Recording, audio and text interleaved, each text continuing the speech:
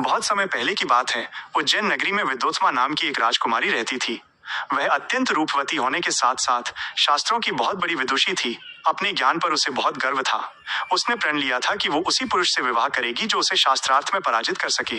राजकुमारी के दरबार में कई विद्वान आए, पर कोई भी उसके सामने टिक नहीं पाया। विद्योत्मा का अहंकार और बढ़ता गया। उसने गर्व से कहा, मेरे योग्य वर इस धरती पर नहीं है। मैं उसी से विवाह करूंगी जो वाद विवाद में मेरी बुद्धि को चुनौती दे।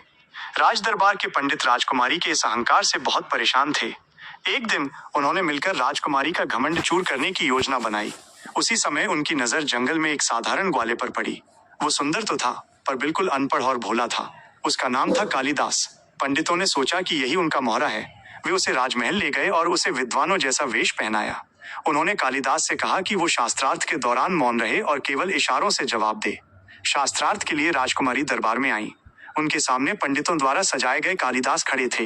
विद्योत्मा ने हंसते हुए कहा, तो ये है महान पंडित, आइए हम इशारों में ही सही शास्त्रार्थ करें। राजकुमारी ने अपनी एक उंगली उठाई, जिसका अर्थ था कि ईश्वर एक है। कालिदास ने समझा कि राजकुमारी उसकी एक आंख फोड़ने की धमकी दे रही है। गुस्से में उसने अपनी 2 उंगलियां दिखाई, जिसका मतलब था कि मैं तुम्हारी दोनों आंखें फोड़ दूंगा। पंडितों ने तुरंत इस इशारे की व्याख्या की। राजकुमारी, पंडित जी ये कहना चाहते हैं कि जीव और ईश्वर 2 हैं। विद्युत्मा ने 3 उंगलियां उठाईं, जो त्रिदेव ब्रह्मा विष्णु महेश का प्रतीक था। कालिदास ने यह देख सोचा कि वो उसे थप्पड़ मारने वाली है। उसने बदले में अपनी मुट्ठी बांध ली। पंडितों ने इस पर कहा, राजकुमारी, पंडित जी कहते हैं कि ये सब एक ही परम तत्व में लीन है।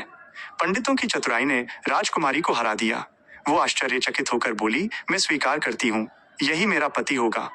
धूमधाम से शाही विवाह हुआ, लेकिन जल्द ही राजकुमारी को कालिदास की सच्चाई पता चल गई। उसे पता चला कि वो अनपढ़ है और पंडितों ने उसे धोखा दिया है। क्रोध में आकर विद्योत्मा ने कालिदास से कहा, तुम तो अनपढ़ हो, पंडितों ने मुझे छल लिया, मेरे जीवन से दूर हो जाओ। अपमानित कालिदास रोते हुए जंगल की ओर चले गए।